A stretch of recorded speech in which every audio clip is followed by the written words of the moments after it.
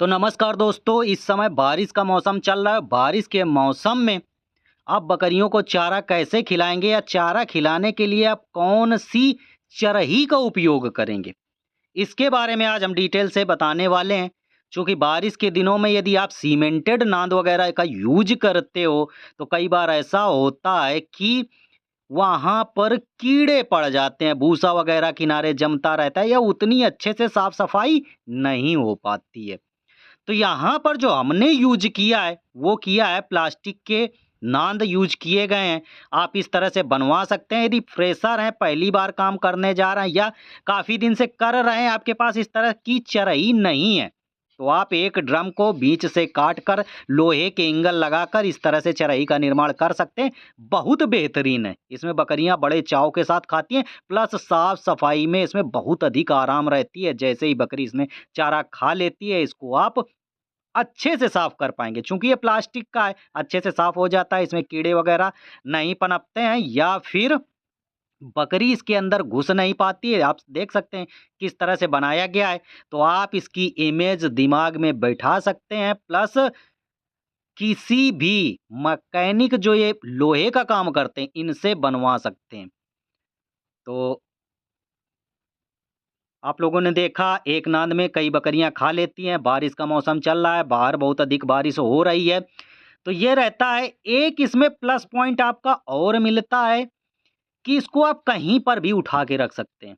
जो आप सीमेंटेड यदि नाद वगैरह बनाते हो तो वो एक जगह फिक्स हो जाता है। इसको आप कहीं भी उठा के रख सकते हो। बारिश होने लगे अंदर खिला दो, बारिश बंद हो जाए बाहर खिला दो, या बहुत अधिक धूप बाहर है तो अंदर खिला सकते हैं। इनको आप कहीं भी मूव कर सकते हैं। तो ये सारी बकरियां चारा खा रही हैं। यहाँ पर सूखा चारा डाला गया है, चूँकि बारिश का मौसम चल रहा है। बारिश के मौसम में बकरियों को सूखा चारा बहुत ही बेनिफिशियल रहता है, चूँकि दस्त वगैरह नहीं लगते हैं। क्योंकि बारिश में यदि दस्त लग गए तो समस्या बड़ी हो जाती है। तो अब बात कर लेते हैं इसकी रेट की, कितने तक की ये बन जाएगी। तो देखिए, यदि आप दोनों नांद बनवाते हैं तो आप ये मान लो इसमें 3 से साढ़े 3 हज़ार रुपए आपका खर्चा होने वाला है, या फिर रेट अधिक आपके यहाँ लिए जा रहे हैं, जो मैकेनिक है रेट अधिक लेता है, तो फिर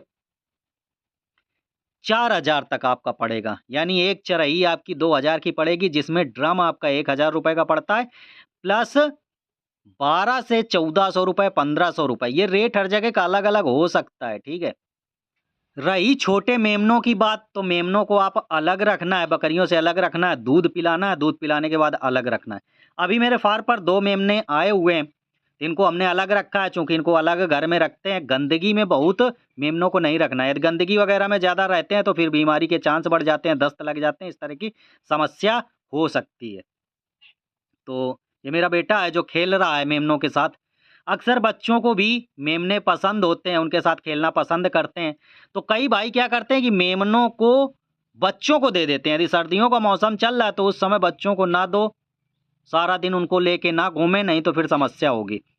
तो आज की जानकारी जो थी मैं आपको देने वाला था कि बकरियों को कैसे खिलाएँ, तो आपने देख लिया किस तरह से नाद वगैरह में खिलाया जाता है। इससे वेस्टेज ना के बराबर होती है, यानी बकरी पालन में फ़ीड का ही महत्व है। फ़ीड से ही कॉस्ट बढ़ती है, तो आप जितना फ़ीड बचा लोगे वो बेटर है। यदि यहीं पर आप तसलों वगैरह का यूज़ करते हो, नीचे ज़मीन में बकरियों को खिलाते हो, बहुत अधिक बर्बादी करती हैं, उसी में पेशाब करती हैं, उसी में मेगनी करती हैं। जब पालोगे तो इस चीज़ को समझोगे, इसलिए पहले से ही ये चीज़ें सीख लो जो मैं आपको बता रहा हूँ। चूँकि मैं बहुत दिनों से काम कर रहा हूँ और ये बहुत ही परफ़ेक्ट तरीका है बकरियों को चारा खिलाने का। तो जानकारी आप लोगों को कैसी लगी आप लोग कमेंट करके बता सकते हैं, और चैनल पर यदि पहली बार आए हैं तो चैनल को जरूर सब्सक्राइब कर लीजिएगा, क्योंकि यहाँ गोट फार्मिंग से रिलेटेड ए टू जेड जानकारी मिलती रहती है और बहुत बेहतरीन जेन्युइन जानकारी मिलती है जो आपको बकरी पालन में 100% सफल बनाएगी।